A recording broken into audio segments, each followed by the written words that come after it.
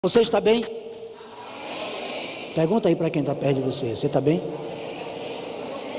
Está tudo bem com você? Glória a Deus. Pode sentar, queridos. A leitura, pode sentar. Nós vamos ler um texto. Jeremias, capítulo de número 29. Jeremias, capítulo de número 29. Versos do versículo 1 até o versículo 14. Jeremias 29, do 1 ao 14. Para que não fique muito diferente da sua leitura, você pode acompanhar aí na tela. Jeremias 29, de 1 a 14. Está escrito assim: este é o conteúdo da carta que o profeta Jeremias enviou a Jerusalém, aos líderes que ainda restavam entre os exilados, aos sacerdotes, aos profetas, a todo o povo de Nabucodonosor, que Nabucodonosor deportara de Jerusalém para a Babilônia. Isso aconteceu depois que o rei Jeoaquim e a rainha mãe e os oficiais do palácio real, os líderes de Judá e Jerusalém, os artesãos e os artífices foram sido deportados de Jerusalém para Babilônia. Ele enviou a carta por intermédio de Eleazar, filho de Zafã, Gemarias, filho de Ilquias, os quais Edequias, rei de Judá, mandou a Nabucodonosor, rei da Babilônia. A carta dizia o seguinte: assim diz o Senhor dos exércitos, o Deus de Israel, a todos os exilados que deportei de Jerusalém para a Babilônia: construam casas e habitem nelas, plantem jardins e comam de seus frutos, casem-se e tenham filhos e filhas, escolham mulheres para casar-se com seus filhos e deem suas filhas em casamento, para que também tenham filhos e filhas. Multipliquem-se e não diminuam. Busquem a prosperidade da cidade para a qual eu deportei, e orem ao Senhor em favor dela, porque a prosperidade de vocês depende da prosperidade dela. Porque assim diz o Senhor dos exércitos, o Deus de Israel: não deixem que os profetas e adivinhos que há no meio de vocês os enganem. Não deem atenção aos sonhos que vocês os encorajam a ter. Eles estão profetizando mentiras em meu nome. Eu não os enviei, declara o Senhor. Assim diz o Senhor: quando se completarem os 70 anos da Babilônia, eu cumprirei a minha promessa em favor de vocês, de trazê-los de volta para esse lugar. Porque sou eu que conheço os planos que tenho para vocês, diz o Senhor. Planos de fazê-los prosperar e não de lhes causar dano. Planos de dar-lhes esperança e um futuro. Então vocês clamarão a mim, virão orar a mim e eu os ouvirei. Vocês me procurarão e me acharão quando me procurarem de todo o coração. Eu me deixarei ser encontrado por vocês, declara o Senhor, e os trarei de volta do cativeiro, e os reunirei de todas as nações, de todos os lugares para onde eu os dispersei, e os trarei de volta para o lugar de onde os deportei, diz o Senhor. Amém? É um texto longo, mas nós vamos passear por ele nessa tarde, tentando entender algumas lições que o Espírito Santo quer nos ensinar. Olhe para quem está perto de você e diga assim: vire a chave. Vire a chave. Vire a chave é o tema da nossa meditação nesta tarde, é o tema da nossa mensagem. Vire a chave. É uma expressão, parece ser uma expressão comum, mas ela tem um significado.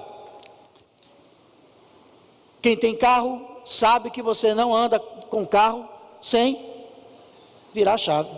Hoje os carros mais modernos não tem chave, é tudo no botão, né? Mas os mais antigos precisa que vire a chave. Quem tem moto, que anda de moto como eu ando, vira a chave. Para ligar um equipamento na indústria precisa virar a chave. que é que isso tem a ver, pastor? Eu não tenho carro, não tenho moto, não sei nem para onde vai esse negócio, como é que eu vou virar a chave? Ponto de vista figurado e numa linguagem popular, virar a chave é: mude o cenário, mude a realidade, mude de posição, mude de posicionamento, mude de conceito, mude de ideia. Então é isso que o Espírito Santo quer fazer a gente entender nessa tarde. Algumas coisas nós precisamos mudar. E eu tenho certeza que o Senhor vai nos ajudar nessa tarde a virar a chave da nossa vida. Talvez uma chave que está aí presa, algo que está aí no seu coração, na sua mente, preso, retido, e que a partir desta mensagem, desta tarde, você vai virar e algo vai mudar para a glória de Jesus. Amém? Deixa eu contextualizar para você esse texto que nós lemos. Essa carta, como foi dito, como está no texto, foi uma carta que Jeremias enviou ao povo que estava cativo na Babilônia. Os versos 1 e 2 dessa carta que eu li, nos mostram que eram tempos de guerra, tempos de aflição, tempos difíceis, era um tempo de convulsão política no mundo naquela época. Os poderosos daquela época estavam caindo, os grandes impérios estavam caindo, Babilônia, o Egito, a Síria, o próprio Israel estava caindo, a Babilônia estava crescendo.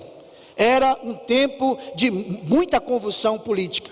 A política estava mudando o cenário do mundo daquela época. Algumas coisas do que vou dizer aqui hoje, se a gente fosse pensar, talvez tivessem sido escritas semana passada e se referissem ao nosso país, e não necessariamente a Israel há mais de 4.000 anos atrás, né? Porque tem muita coisa a ver com os nossos dias. E o gostoso da Bíblia é que, por mais antigo que seja o texto, ele ainda é atual, amém? Por mais antigo que seja o texto, por mais antiga que seja a história, ela se torna real e atual todos os dias da nossa vida. Isso que eu acabei de ler para vocês é história, aconteceu, é fato, aconteceu exatamente como está escrito. Não é uma palavra profética, não é uma revelação, mas é um fato histórico, ok? Então, o que é que está acontecendo? Por volta de 600 antes de Cristo, é que acontece essa revolução no mundo que eu estou citando para vocês. Mas em meio a esse caos, em meio a essa guerra, em meio a essa luta, em meio a esse cenário político todo montado, Deus estava escrevendo uma nova história para o seu povo. E aí eu quero começar a profetizar para a sua vida. Não importa qual seja o cenário que você esteja vivendo, não importa qual seja o cenário que esteja na sua casa, na sua família, na sua cidade, no estado, no país onde moramos, Deus continua escrevendo uma nova história. Amém? O verso 3 acontece mais ou menos em 594 antes de Cristo, 6 para 8 anos depois dos acontecimentos do versículos 1 e 2. O que é que acontece ali? A nação de Israel havia feito uma aliança com a Babilônia. Mas, como toda aliança feita com Babilônia, deu ruim. E sempre dá. Toda vez que o povo de Deus vai fazer uma aliança com Babilônia, e aí Babilônia você entende que é o mundo, que é o sistema, que são os homens, ok? Toda vez que o povo de Deus deixa de confiar nele, para ir buscar aliança, para ir buscar apoio, para ir buscar refúgio, em Babilônia, dá ruim. E deu ruim para a nação de Israel, deu ruim. Por que que deu ruim? Porque Nabucodonosor cercou Israel, cercou Judá por 3 anos. A fome, a crise era tanta em Judá, que para entrar e para sair da cidade, precisava pagar pedágio. A nação estava cercada por 3 anos. Você já imaginou se Sergipe, que está aqui coladinho com a gente, que é outro estado que está aqui coladinho com a gente, Rio de Janeiro está mais para cá um pouquinho, né? Espírito Santo está mais para cá um pouco. Se esses estados que fazem divisa com a Bahia, cercassem o estado da Bahia e dissessem: nem entra nem sai. Para entrar e para sair da Bahia tem que pagar pedágio. Já pensou? Por 3 anos, a gente ficou em casa por 2 anos quase, e a gente sabe o preço que a gente pagou. É verdade ou não? Disseram para a gente: fica em casa. E aí quando tentaram trazer alimento, barravam nas estradas, botou polícia para não deixar caminhão passar, e tudo mais. Como foi difícil, e nós não estávamos em guerra. Imagine o que aconteceu com Judá durante esses 3 anos em que Nabucodonosor cercou a cidade. Na época, o rei era o rei Jeoaquim, e Jeoaquim tentou negociar com Nabucodonosor, entregou todo o ouro da nação, entregou toda a prata da nação, entregou os utensílios do templo da nação para Nabucodonosor, na tentativa de negociar uma paz. E Nabucodonosor aceitou o acordo, aceitou o tratado, com uma condição: eu vou dar um tempo de paz a vocês. Agora, em troca, vocês vão ter que me dar os jovens mais inteligentes, mais sábios, mais cultos e mais preparados da nação de Israel, e eu vou levar para a Babilônia. Esse foi o preço que Israel pagou para negociar a paz com a Babilônia. Entre esses jovens que foram levados, nós conhecemos pelo menos 4. Conhece a história deles? Daniel, Isaías, Daniel, não é, porque Sadraque, Mesaque e Abdenego foi o nome que eles receberam lá, né? Daniel, Ananias, Misael e Azarias. Daniel, Misaías, esqueci de novo. Daniel, Misael, Azarias. Eu esqueci o nome dos nomes, só fica um nome babilônico na cabeça. Normal, né? Gente, a elite, a força, a inteligência futura da nação foi levada cativo. Está lembrando a vocês alguma coisa? Vocês conseguem perceber alguma coisa? O futuro da nação foi levado cativo para a Babilônia. Por quê? Porque Israel fez acordo com o inimigo, abriu brecha, fez acordo com a Babilônia. Então é isso que está acontecendo com a nação de Israel. Uma leva ficou em Judá e uma leva foi levado para a Babilônia. Desses que ficaram em Judá, ficou Jeremias. E Jeremias começou a assumir um papel duplo. Começou a pregar para dentro e para fora. Começou a profetizar para os que ficaram em Judá e começou a profetizar para os que foram levados cativos. E aí Jeremias pagou um preço alto. Sabe por quê? Porque para os de Judá, ele profetizava. Ele chegou para Joaquim e disse: olha, Joaquim, se renda a Nabucodonosor. Assim diz o Senhor: se renda a Nabucodonosor, porque é Deus quem está enviando Nabucodonosor para cá. Nabucodonosor é enviado de Deus. Se renda, e se você se render, o nosso povo vai ser poupado e a guerra vai acabar. O nome mais carinhoso que Jeremias recebeu foi traidor.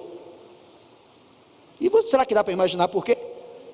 Como é que um profeta diz ao rei, diz à nação: se renda ao inimigo, porque esta é a vontade de Deus. Então ele foi tido por Israel como traidor. Para os que foram para a Babilônia, lá do outro lado, lá na outra ponta, tem um grupo de profetas e sacerdotes e líderes, homens e mulheres homens respeitados em Israel, que estão dizendo aos irmãos que estão cativos, dizendo o seguinte: fiquem calmos, fiquem sossegados, isso vai ser rápido, no máximo 2 anos nós voltaremos para casa. Vai acabar isso, vai acabar muito rápido. Aí Jeremias profetiza, manda uma carta para eles, foi a carta que nós lemos, dizendo: assim diz o Senhor, não vai ser rápido, vai durar 70 anos. E agora? Os de dentro chamam ele de traidor. Está trabalhando para o inimigo, está conspirando com o inimigo. Por quê, irmãos? Nabucodonosor levou Jeoaquim, a mãe, os príncipes, junto com aqueles jovens que eu citei aqui para vocês, levou para a Babilônia. Pegou o rei Zedequias, um fantoche, e botou em Judá para governar sob a direção de Nabucodonosor. Zedequias o que é que faz? Trai Nabucodonosor e vai buscar no Egito um apoio de guerra, para tentar vencer Nabucodonosor. Olha que salada de fruta está acontecendo na nação de Israel. Quando a gente não confia em Deus, a gente fica que nem barata tonta. Já viu barata tonta? Que você joga um pouco de Baygon nela, ela fica desesperada, nem morre, nem fica viva. Já viu isso? Quando a gente deixa de confiar em Deus, a gente fica assim. Busca apoio aqui, pede ajuda acolá, bate numa porta, bate na outra, faz um conchavo com um, faz um conchavo com outro e fica doido. Por isso que o melhor é confiar em Deus. Diga assim bem alto, o melhor é confiar em Deus. O melhor é depender de Deus. É exatamente nesse cenário, amados, que Deus está trabalhando. Amém ou não?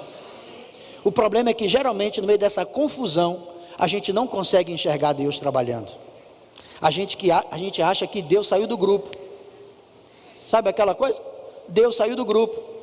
Não tem hora que parece que Deus saiu do grupo? Você bate na porta, chora, ora, o pau está quebrando, o circo está pegando fogo, e você, cadê Deus? Deus saiu do grupo. Saiu não, Ele está trabalhando. Diga, Deus está trabalhando. Deus está trabalhando. Deus está trabalhando. Jeremias manda uma carta para o povo que está preso em Babilônia e diz: vai durar 70 anos. Bom, você consegue imaginar se você fizesse uma oração hoje? Quem tem mais de 30 anos aqui? Eu vou abaixar minha mão porque eu só tenho 18. Quem tem mais de 30 anos? Não precisa levantar a mão não, se você ficar constrangido. Quem tem mais de 30 anos aqui, se fizesse uma oração hoje, e Deus dissesse, daqui 70 anos eu respondo.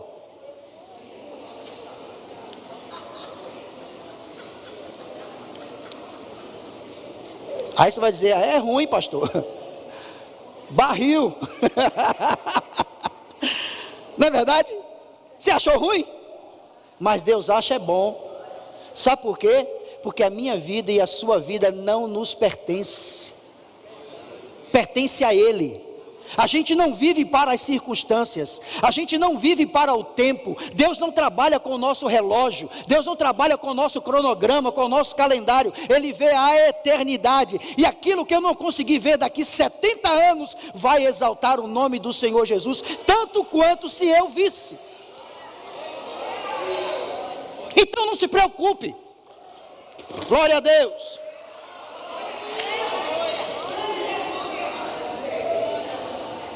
Não se preocupe se a sua oração for respondida daqui 70 anos. O importante é que ela foi respondida. É melhor esperar 70 anos ou a resposta não vir? Hein? Senhor Jesus, misericórdia, meu Deus. Você consegue imaginar Deus trabalhando em meio ao caos? Será que você consegue, diante desse cenário que eu pintei para você aqui, você consegue ver Deus trabalhando? Você consegue imaginar Deus trabalhando? Deus vê a eternidade, Deus não vê o hoje. 70 anos atrás, Deus via essa terça-feira aqui na IBMI. 70 anos atrás para o mundo, porque Deus não tem idade, não tem 70 anos atrás para Deus, nem 70 anos à frente. Ele vê a eternidade. Ele é a eternidade. Entende? Então, ó, vamos imaginar aqui comigo. O que é que eu preciso fazer para virar a chave? Pastor, na minha vida, na minha história, talvez seja essa a pergunta que a gente esteja se fazendo. Se você não fez, já deveria ter feito essa pergunta. Vira a chave. Deus não trabalha com o seu relógio, Ele não trabalha com o seu calendário, Ele não trabalha com a sua idade, com o seu RG, nem com o seu CPF. Ele é Deus. Então, eu quero conversar com vocês alguns passos, algumas atitudes que nós precisamos tomar para virar a chave da nossa vida. Amém? Quer vir comigo nessa viagem? Amém ou não? Primeiro, nós só conseguimos enxergar hoje. Deus vê aquilo que é eterno. Amém? Se você não consegue ver Deus nas circunstâncias que estão à sua volta, eu quero te convidar, aumente a lente nessa tarde junto comigo na leitura desse texto e na explicação dele.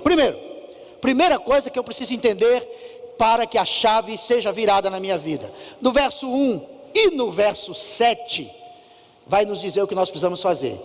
Primeira coisa que eu preciso fazer é reconhecer o poder de Deus. Reconhecer o poder de Deus. Eu preciso saber, eu preciso ter consciência, você precisa ter consciência de que Deus é poderoso. Deus não tem poder. Alguém diz assim: Deus tem poder. Deus não tem poder. Ele é poderoso. Ele é todo poderoso. Quem tem alguma coisa tem por quantidade limitada, tem por tempo limitado e tem por um espaço de tempo. Deus não tem poder, Ele é poderoso. Ele é a fonte do poder. Então isso precisa estar claro em minha vida e na sua. Reconheça que Deus é poderoso. Verso 1 e verso 7, está aí, ó. Olha o que está escrito. Este é o conteúdo da carta que o profeta Jeremias enviou a Jerusalém, aos líderes que estavam entre os exilados, aos sacerdotes, aos profetas e a todo o povo que Nabucodonosor deportara de Jerusalém para a Babilônia. O que é que diz o verso 7? Busquem a prosperidade da cidade para a qual eu os deportei, e orem ao Senhor em favor dela, porque a prosperidade de vocês depende da prosperidade dela. Deus tem o controle de todas as coisas, amados. O que é que diz o verso 1? Deixa aí.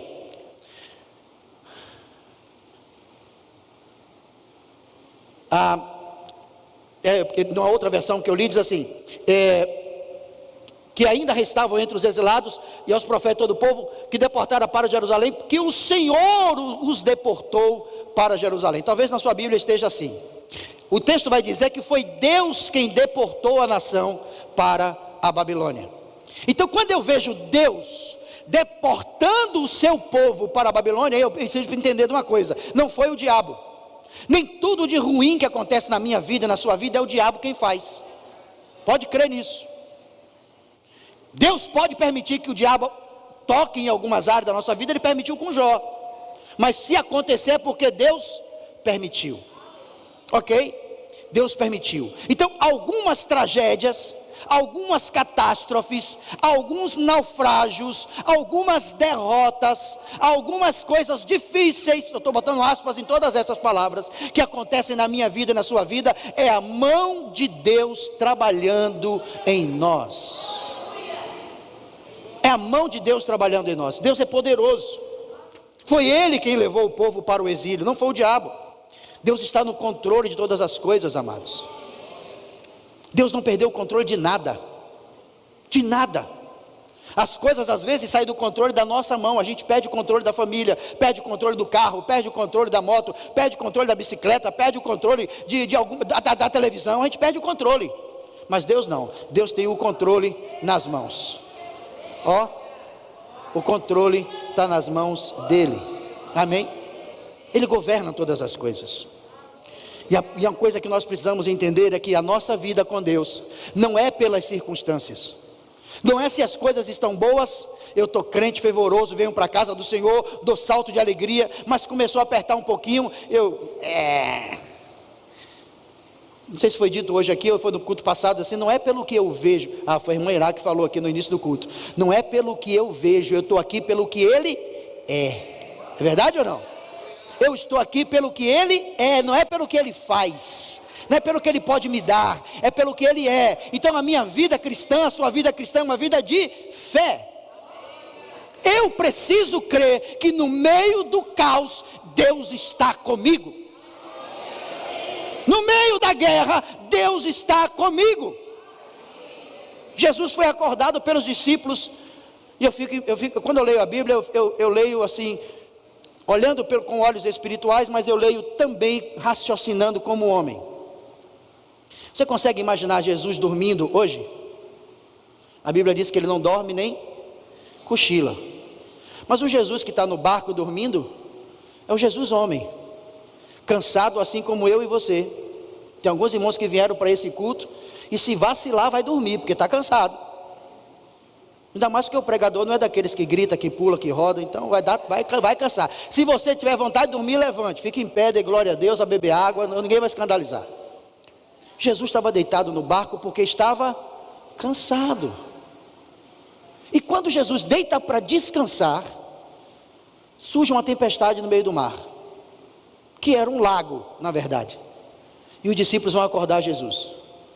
Eu imagino Jesus acordando assim, não é possível que nem dormir eu consigo. Vento, cala a boca.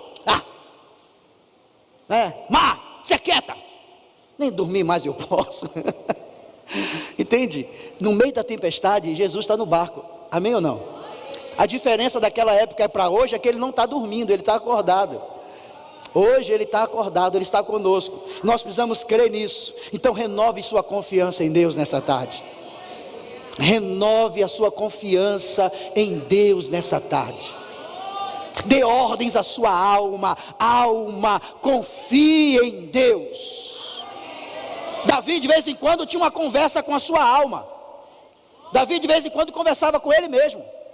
E Davi não era esquizofrênico, mas ele entendeu que a sua alma precisava de comandos. E de vez em quando ele perguntava: alma, por que você está perturbada? Alma, por que você está triste? Espere em Deus, ó alma. Exalte a Deus, ó alma. Louve a Deus, ó minha alma. Cante ao Senhor, ó minha alma. Confie no eterno, ó minha alma. Então dê ordens à sua alma nessa tarde. Alma, continue confiando em Deus. Reconheça o poder de Deus. Quer mudar a chave? Quer virar a chave da sua vida? Sim ou não? Primeira atitude: reconheça que Deus está no comando. Renove sua confiança. Segunda coisa: seja realista. Para virar a chave da nossa vida, nós precisamos ser realistas. Isso significa o que, pastor? Significa entender que eu não estou em Jerusalém ainda. Eu não cheguei no céu ainda. E se eu não cheguei no céu ainda, eu tenho que ouvir a palavra. E a palavra diz: no mundo vocês terão aflições. A realidade era Babilônia, não era Jerusalém. Jerusalém era uma coisa, agora é Babilônia. Agora é cativeiro, agora é guerra, agora é luta, agora é deserto. Essa é a realidade. Quando eu sou realista, eu vou ler o texto daqui a pouquinho. Quando eu sou realista, eu evito duas coisas. Antes de falar sobre elas, põe o texto, Max, por favor. Olha o que a Bíblia vai dizer. Assim diz o Senhor dos Exércitos: a todos os exilados que... O que é que está escrito aí? Quem deportou? Quem está dizendo é o Senhor, né? Assim, o profeta Jeremias está dizendo: assim diz o Senhor, a todos os exilados que deportei. Realidade.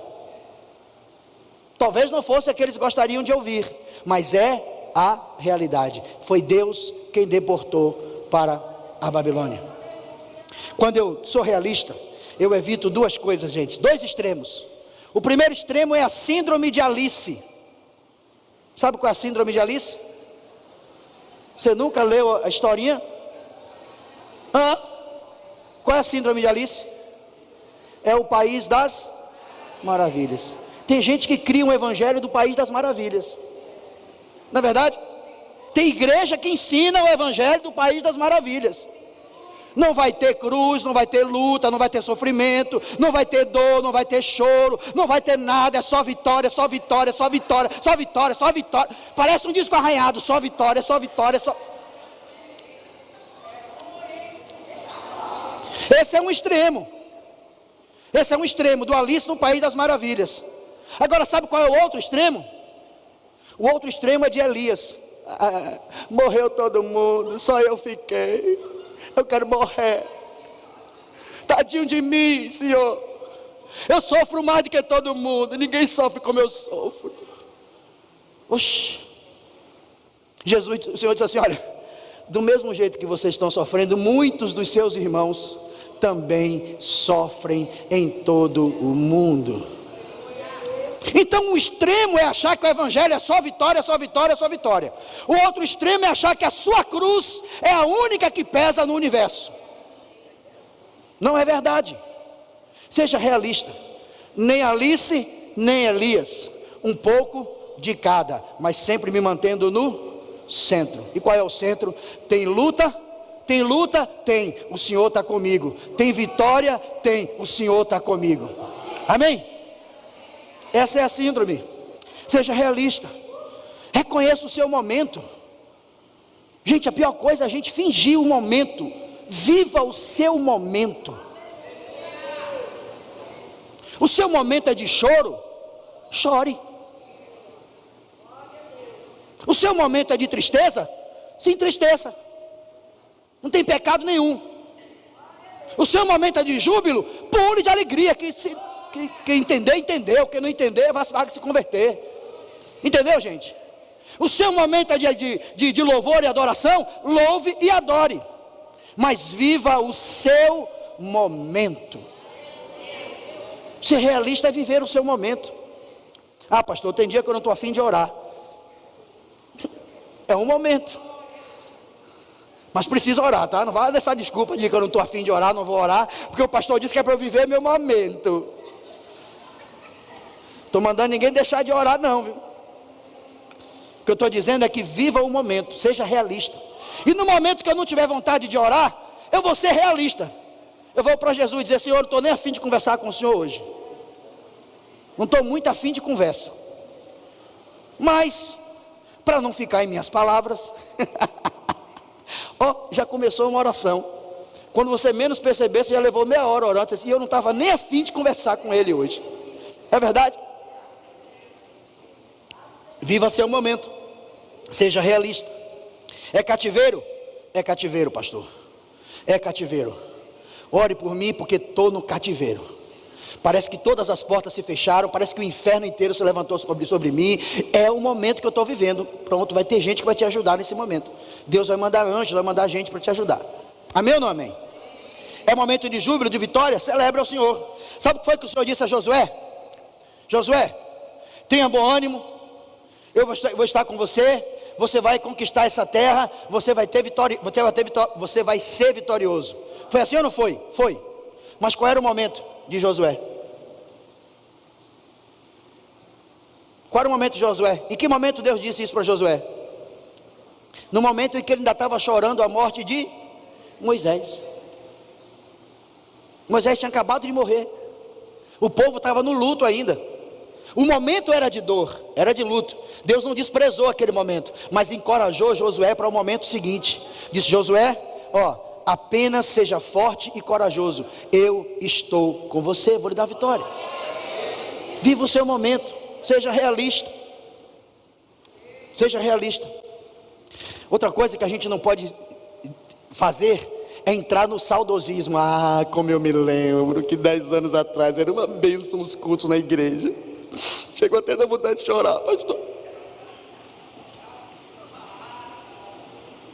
Saudosismo, né? Ah, na minha época, quando eu era jovem, tinha um personagem na Praça é Nossa chamado Lilico. Não sei se vocês lembram. Ele entrava com um tambor dizendo: tempo bom, não volta mais. Lembram disso? Gente, o que Lilico estava dizendo é o seguinte: o que passou, passou. A Bíblia tem um versículo que diz assim: não se prendam às coisas passadas, eis que eu faço novas todas as coisas. A gente aplica esse versículo para as coisas passadas ruins, mas as boas também precisam ser deixadas para trás. Passou. Eu vivi um tempo bom, hoje o momento é outro. Eu não tenho que viver preso no momento. Ah, eu tenho a saudade de quando eu era solteira. Está casada, filha. Está casada. Não é? Eu tenho tanta saudade quando eu morava com meus pais. Saiu de lá porque quis. Agora encare seu negócio. É seu momento. Está entendendo isso, sim ou não? Quem está entendendo o que eu estou dizendo? Seu momento, viva seu momento. Terceira coisa. Quer virar a chave? Quer virar a chave? Primeira providência é confiar no poder de Deus. Reconhecer que Deus é poderoso.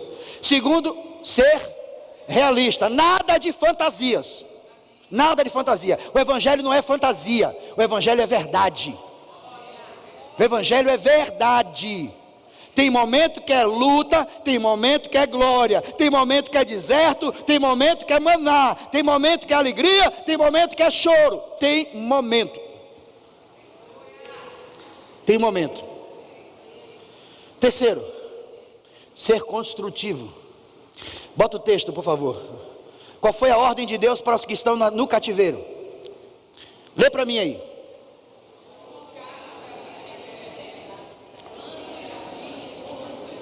Peraí, só um minutinho, peraí. O povo estava onde? No cativeiro, não foi em Jerusalém, e Deus está mandando eles fazerem o quê?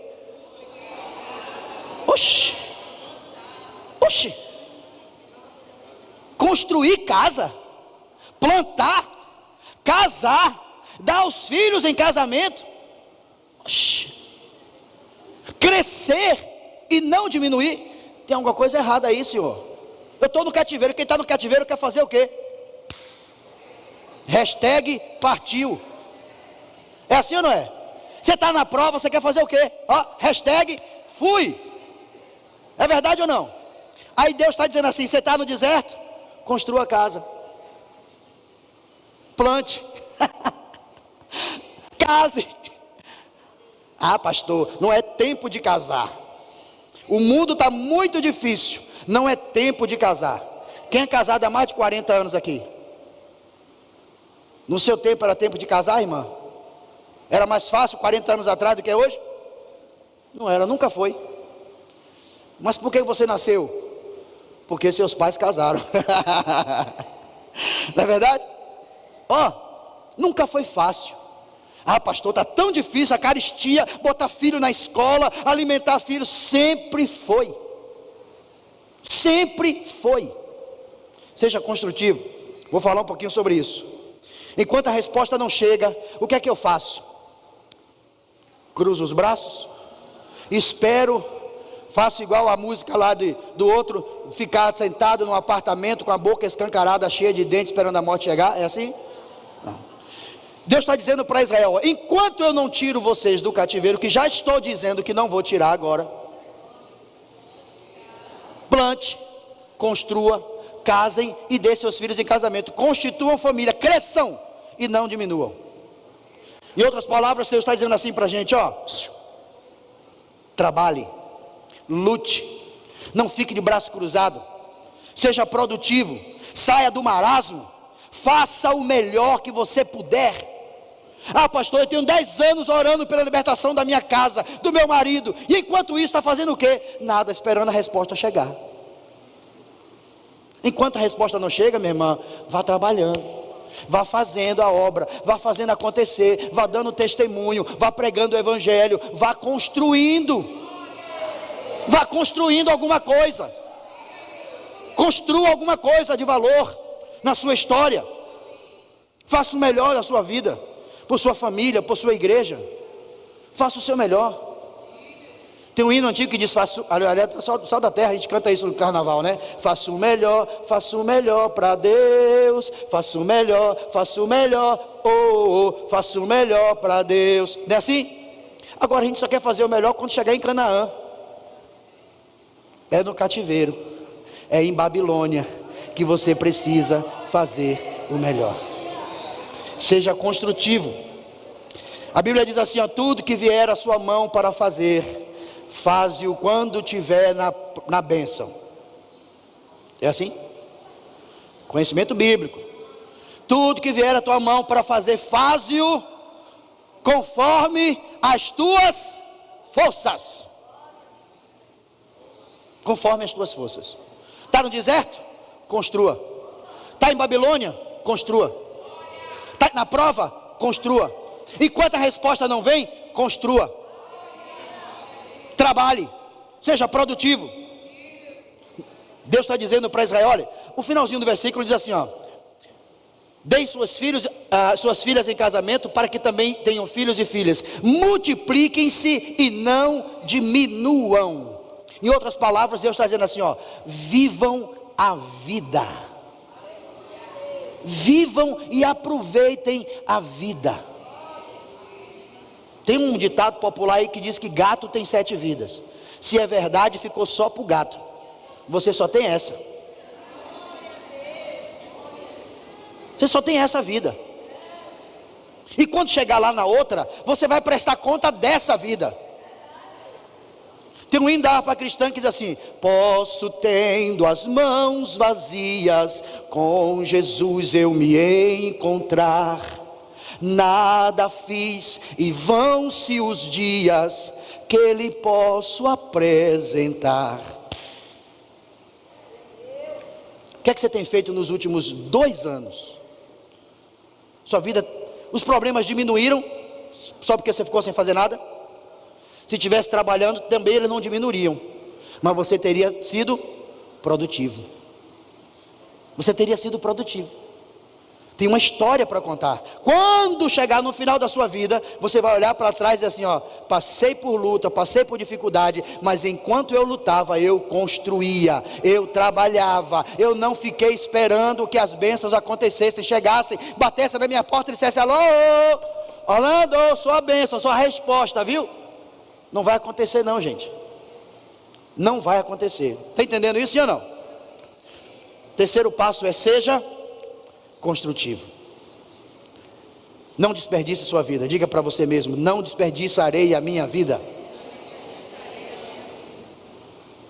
Tem gente desperdiçando a vida, vivendo em lamentações, em murmurações, em queixas, em murmúrios, em saudosismo, em tanta coisa, e a vida está passando. Gente,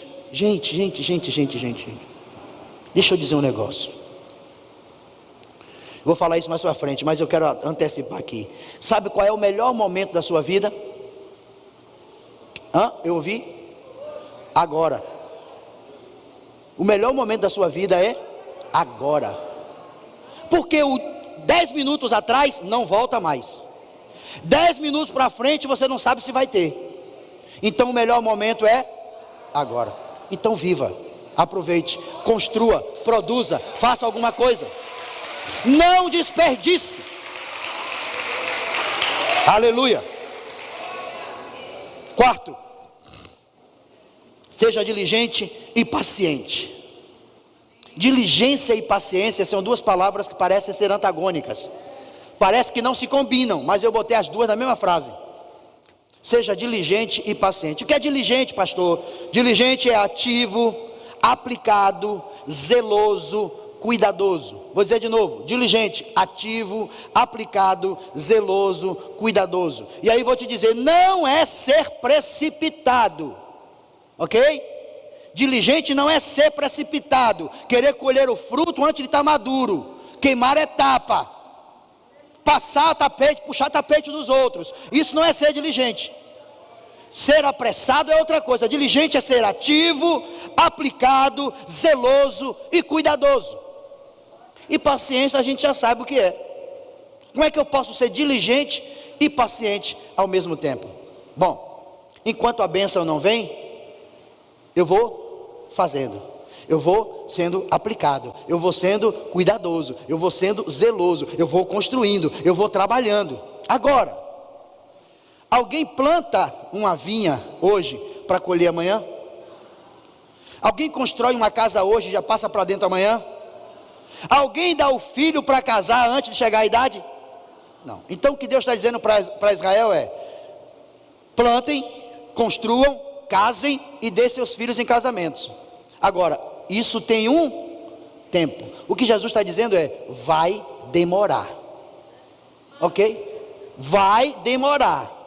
Mas enquanto demora, seja diligente. Não fique de braço cruzado, não fique esperando acontecer. Isso é diligência. Agora, também seja paciente. Paciente com o que, pastor? Paciência. Paciência, dê tempo para a árvore, o fruto acontecer. Dê tempo para o fruto acontecer. Eu gostaria de que as coisas que eu desejo hoje acontecessem amanhã, mas talvez se elas acontecessem, eu não aproveitaria tão bem. Então, seja paciente. Seja paciente até a resposta chegar. Seja paciente com seu esposo, com a sua esposa. Seja paciente com seus filhos. Seja paciente com seus irmãos na igreja. Seja paciente com a liderança da igreja. Seja paciente comigo. Eu não pedi para vir aqui hoje à tarde pregar, fui convidado, dou graças a Deus por isso. Então seja paciente, tá certo? Paciência comigo. E seja paciente com você mesmo. Seja paciente com você mesmo. Porque você não é tão ruim quanto você pensa, e não é tão bom quanto gostaria de ser. Entendeu? Você não é tão ruim quanto pensa, e não é tão bom quanto gostaria de ser. Então seja paciente com você mesmo. Ria dos próprios erros de vez em quando. Rapaz, eu dei uma burrada aqui agora que só o sangue de Jesus. Oxe, você fez uma burrada e dá risada. Oi, eu vou fazer o quê? Já errei. É verdade? Se você se cobrar demais, se você se cobrar demais, você vai entrar em pânico. Vai ficar velho cedo. Vai morrer do coração. Então de vez em quando ria dos próprios erros. Pastor Bira pregou aqui outro dia, na quinta-feira, falando sobre isso. Ria de você mesmo. De vez em quando vá para o espelho e faça umas macacadas. Faça isso. Sabe por quê? Fazendo isso você vai entender que você é humano. Você não é divino. Você não é perfeito. Você não é Deus. Você tem Deus, mas você não é Ele. Então seja diligente e paciente. Você não é tão ruim quanto pensa, e não é tão bom quanto gostaria de ser.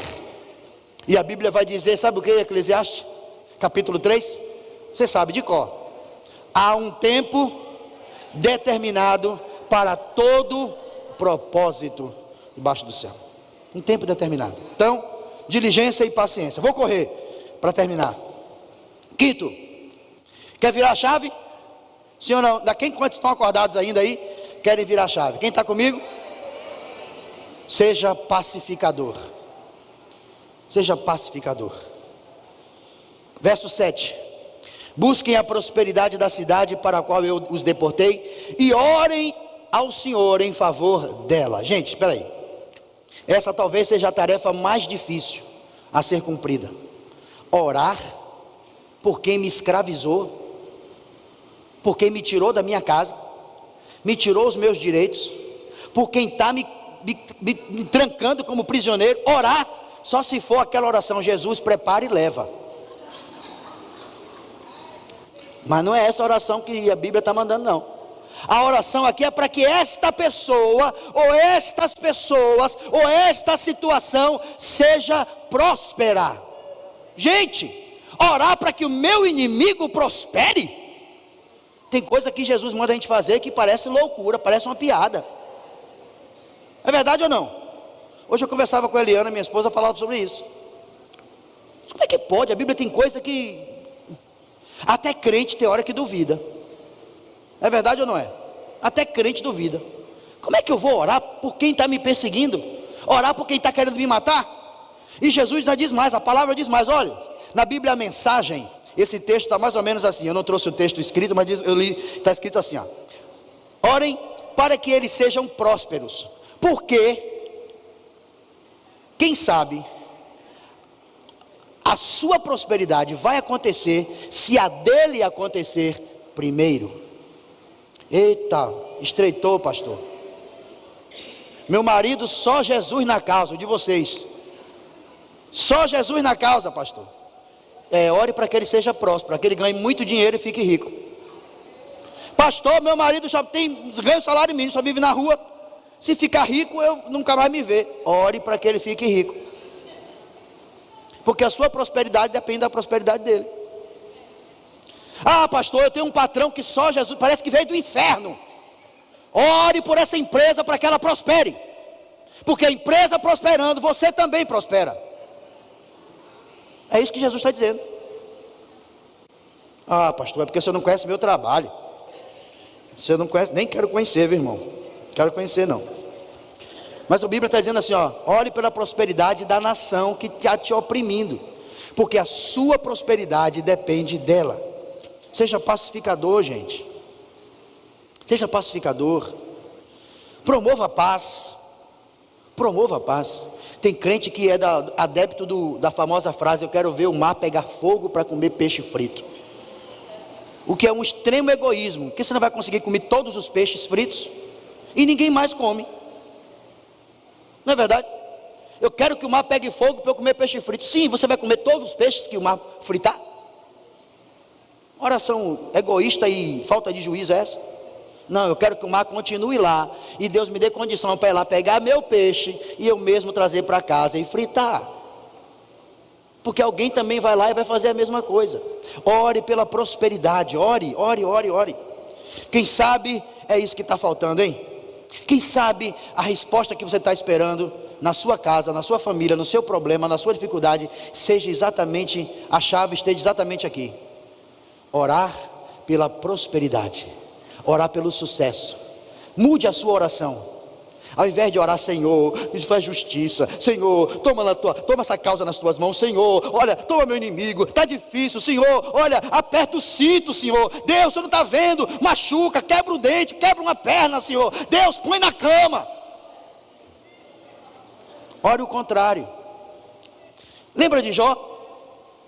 Jó leva mais de 10 capítulos só falando que Deus fez, e os inimigos e os amigos de Jó, que eu chamo de inimigos de Jó, só batendo em Jó, só batendo. No final do livro o Senhor diz assim: olha, diz para os 3 amigos de Jó: Jó, vocês não foram corretos com Jó, vocês não falaram a verdade acerca do meu servo. Agora, vão lá, peguem os animais, Deus diz quais são, ofereçam sacrifícios a mim, e Jó vai orar por vocês. E quando Jó orar por vocês, eu vou ouvir a oração de Jó e vou perdoar vocês.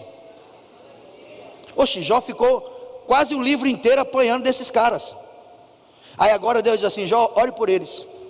E a Bíblia diz que quando Jó orou pelos seus amigos, o cativeiro de Jó mudou. Amém? Você entendeu? Está entendendo? É para aplaudir Jesus? Então aplauda. Quem sabe é isso que está faltando. Quem sabe está faltando isso, Irá. Quem sabe só está faltando eu orar por aqueles que estão com o pé no meu pescoço. Em vez de fazer a oração: Jesus, bota na cama, né? Brinquei com o pastor Giovanni domingo de manhã aqui. Falei, a gente conversando alguma coisa, aí eu disse a ele, eu e minha esposa, eu disse assim: rapaz, a gente teve chikungunya há 2 anos atrás. Alguém teve isso aqui? Então sabe o que eu estou dizendo. Aí eu disse ao pastor Giovanni: se eu tivesse inimigo, é possível que eu seja inimigo de um bocado de gente, ou que eu tenha muitos inimigos. Eu não sou inimigo de ninguém, mas se eu fosse inimigo de alguém, eu ia orar para Deus botar só meia chikungunya. Só meia. Mandar um mosquito dar só uma beliscadinha, porque o negócio do inferno é chikungunya. É verdade ou não é, irmão? Está balançando a cabeça ali, é verdade ou não é? Você me vê deste tamanhão assim, gordo, parecendo um pouco baé, mas só Deus é que sabe quantas vezes eu estou ali sentado, em pé querendo sentar, sentado querendo levantar. Entenderam, gente? Mas o que é que eu faço pelos meus inimigos? Eu oro para Deus botar chikungunya, ou eu oro para Deus prosperar? Baseado nessa mensagem dessa tarde, não tem: Senhor, tira a chikungunya dos meus inimigos e faz eles prosperarem para a glória do teu santo nome. Quem sabe está faltando só isso, gente. Só você orar por aqueles que estão te perseguindo, e você vai ver o estado deles melhora e o seu também melhora. 6º lugar, para a gente terminar. Só tenho mais um. Você lembra todos eles? Alguém está escrevendo? Qual foi o primeiro? Reconheça o poder de Deus. 2º, seja realista. Saia do país da fantasia, certo? 3º, seja construtivo. 4º, paciente e diligente. 5º, seja pacificador. 6º, pastor, diz logo que eu estou com fome. Vamos lá. 6º, ouvir o que Deus diz. Quer virar a chave da sua vida? Ouça o que Deus diz. Bota o texto, Max, por favor, de 8 a 11. Porque assim diz o Senhor dos Exércitos, o Deus de Israel: não deixem que os profetas e adivinhos que há no meio de vocês os enganem. Não dê atenção aos sonhos que vocês os encorajam a terem. Eles estão profetizando mentiras em meu nome, eu não os enviei, declara o Senhor. Assim diz o Senhor: quando se completarem 70 anos da Babilônia, eu cumprirei minha promessa em favor de vocês. Na Bíblia a mensagem diz assim: quando completar 70 anos, nem um dia antes. Nem um dia antes. Qual a promessa? De trazê-los de volta para esse lugar. E aí tem um versículo que a gente lê sempre de forma errada. Como lê de forma errada, a gente aplica esse versículo profetizando para um tempo de bênção. Mas esse versículo foi escrito para um tempo de exílio, para um tempo de guerra, foi para um tempo de luta, foi para um tempo de prova. É o povo que está no exílio que ouve Deus dizer: eu é que sei os pensamentos que tenho sobre vocês. Pensamentos, eu sei os planos que tenho para vocês, diz o Senhor: plano de fazê-los prosperar e não de causar dano, plano de trazer esperança em um futuro. Gente, virar a chave da nossa vida significa ouvir o que Deus está dizendo. Sabe qual é o grande problema nosso muitas vezes?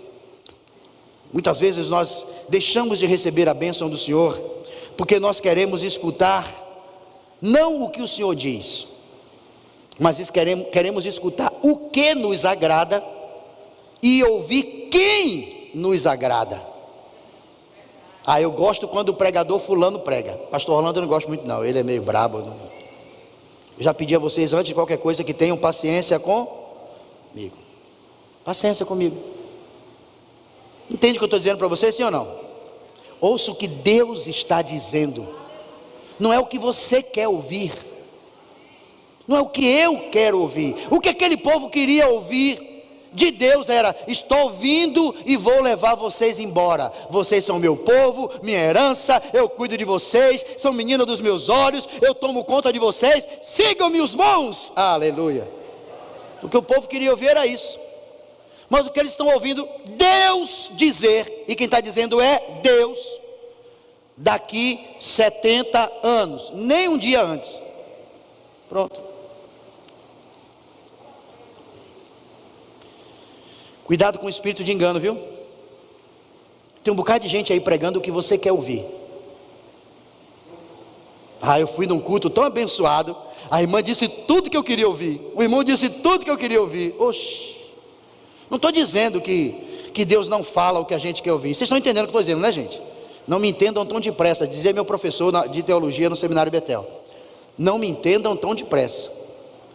Não é ouvir o que a gente quer ouvir, mas é ouvir o que Deus tem para nos dizer.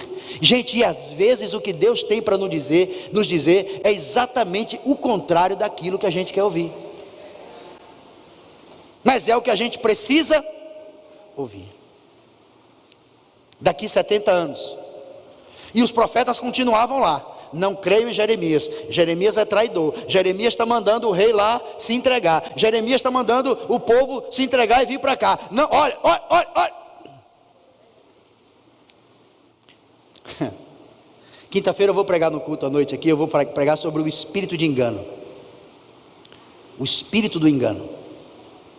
Gente, cuidado com o espírito do engano. Quer virar a chave da sua vida, sim ou não? Só Deus conhece o nosso futuro, gente. Só Deus conhece o seu futuro e o meu. Só Ele tem as respostas.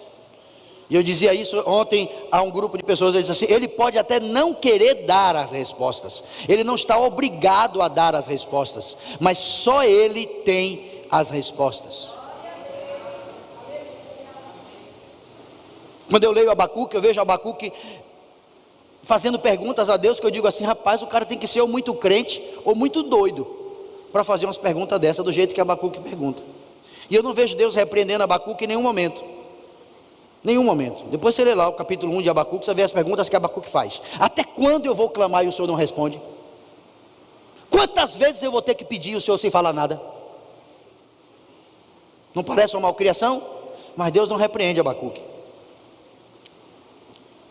Deus não tem a obrigação de me responder, nem te responder. Mas quando eu tenho dúvidas, indagações, questionamentos, e não levo direto a Ele, levo para o irmão, para o outro, isso vira fofoca e murmuração. Só Deus é que sabe qual é a resposta que você precisa. Está com raiva, está zangado, está aborrecido, está chateado, está descontente, está revoltado. Derrame isso no colo de Jesus. Derrame isso no colo dele. Está entendendo isso, sim ou não? Mas ouça também o que Ele tem para te dizer. Ouça o que Deus tem para te dizer. Mesmo que seja que vai ser daqui 70 anos. Ô Jesus, se eu falar isso mais uma vez, os irmãos vão levantar e vão embora. Ô pastor, eu vim aqui para o senhor dizer que vai acontecer. Deus, a resposta está vindo hoje à tarde. Ainda hoje, quando você chegar em casa. Deus não me autorizou a dizer isso para você, então eu não vou dizer. O que Ele está dizendo é que, quem sabe, demore um pouco mais. Mas enquanto não vem, você vai ser construtivo, você vai orar pela paz, você vai confiar no poder de Deus. Enquanto a resposta não vem, você vai ser realista, você vai ser diligente, paciente, ok? Você vai continuar ouvindo Deus, amém ou não amém? E em último lugar, quer virar a chave? Quer virar a chave, sim ou não? Vamos relembrar? Reconheça o poder de Deus, seja realista, seja construtivo, seja diligente e paciente, seja pacificador, ouça o que Deus tem para te dizer, e por último e não mais importante, seja intercessor fervoroso. Coloca o texto, Max, por favor, de 12 a 14. Então, vocês clamarão a quem? A quem? E quem é esse a mim? Aí, é Deus que está dizendo, tá? Então vocês clamarão a mim, virão orar a mim, e eu, qual é a promessa? Eu os ouvirei. Ele não está dizendo que vai responder, está dizendo aí? Eu responderei? Não, ele está dizendo eu ouvirei. É o suficiente saber que Deus está ouvindo sua oração? É ou não é? Quem acha que não? Quem acha que é? Pronto. E quem não acha nada? Porque teve gente que não levantou a mão nem para um lado nem para o outro. Está na dúvida? Ah, pastor, agora eu fiquei em dúvida. Eu não sei se é importante que ele escute ou que, não sei, agora eu fiquei confuso. Então os que creem que é importante Deus ouvir, aplaude a ele aí, só para encorajar os que estão em dúvida. O gostoso é quando ele responde, é ou não é? Mas é confortador saber que ele está ouvindo. Aleluia. A palavra dele para o povo é: vocês virão clamar a mim e eu vou ouvir. Eu vou ouvir. Eu me deixarei ser encontrado por vocês, declara o Senhor, e os trarei de volta do cativeiro.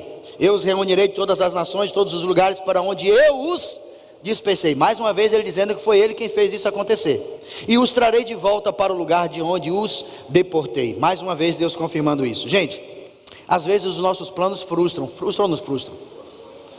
A gente faz um plano, um planejamento, tem uma ideia fantástica, a gente constrói um projeto, bota na mão de Deus, vem, traz o pastor ora, não é verdade? A gente sai daqui confiando, vai dar certo, e de repente, não dá. Dá um desânimo, dá ou não dá? Dá um desânimo. Dá um desânimo. A lâmpada que está iluminando você hoje, o autor dela, o criador dela, tentou mais de 10.000 vezes. Mais de 10.000 tentativas de fazer a lâmpada funcionar. E hoje você tem lâmpada, porque alguém não desistiu antes das 10.000 vezes. Se você desistir agora, quem sabe está pertinho.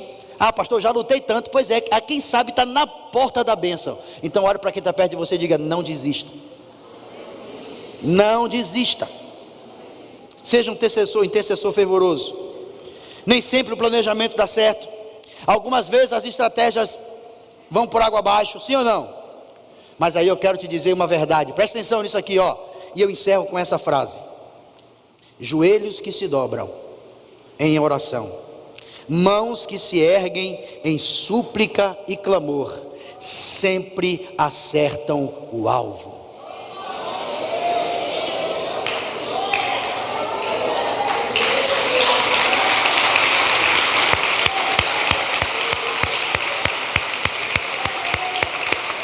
Joelhos que se dobram em oração, mãos que se levantam em súplica e clamor, sempre acertam o alvo. Eu não sei como você entrou aqui nessa tarde, não sei qual era a sua expectativa, não sei que palavra você gostaria de ouvir, mas eu tenho certeza que você ouviu a palavra que precisava ouvir. Não porque fui eu quem pregou, mas porque foi o Espírito Santo que falou com você. Fique de pé no seu lugar nessa hora, em nome de Jesus. Se há alguém aqui nesta tarde que ainda não tem uma aliança de salvação com Jesus, que ainda não é crente, mas que veio a esse culto e depois de ouvir essa mensagem, entendeu que precisa entregar a vida para Jesus. Olha, eu quero ser crente, eu quero fazer parte desse projeto. Eu sei, já entendi que não é fácil, até achava que era mais fácil, mas já percebi que não é fácil, mas também percebi que com luta ou sem luta, Deus está comigo e eu quero Jesus. Tem alguém aqui que quer fazer essa aliança com Jesus nessa tarde, quer entregar a vida para Jesus? Tem alguém? Se tiver, eu quero orar por você, onde você estiver. Tem alguém? Amém? Se não tem alguém que quer Jesus, tem alguém que quer uma oração intercessória para Deus ajudar nessa caminhada, nessa virada de chave, vem à frente, pode vir. Quer virar a chave e acha que sozinho não vai conseguir, Jesus, eu preciso virar a chave da minha vida, eu preciso mudar a chave, mudar a história da minha vida, mas eu não vou conseguir sozinho, eu não vou conseguir sozinha, eu preciso do Senhor, eu preciso que o Senhor ponha fé em meu coração, eu preciso continuar confiando no seu poder.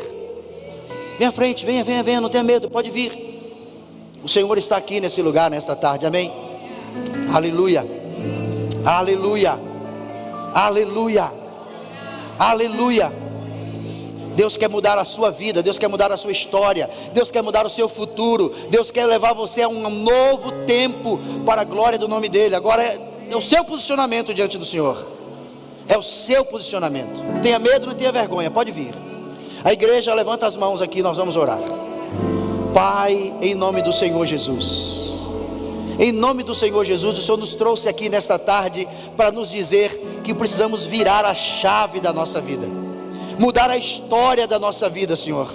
Nós precisamos, meu Senhor, ver as nossas respostas, ver as nossas orações respondidas. Nós precisamos encontrar encorajamento em Ti.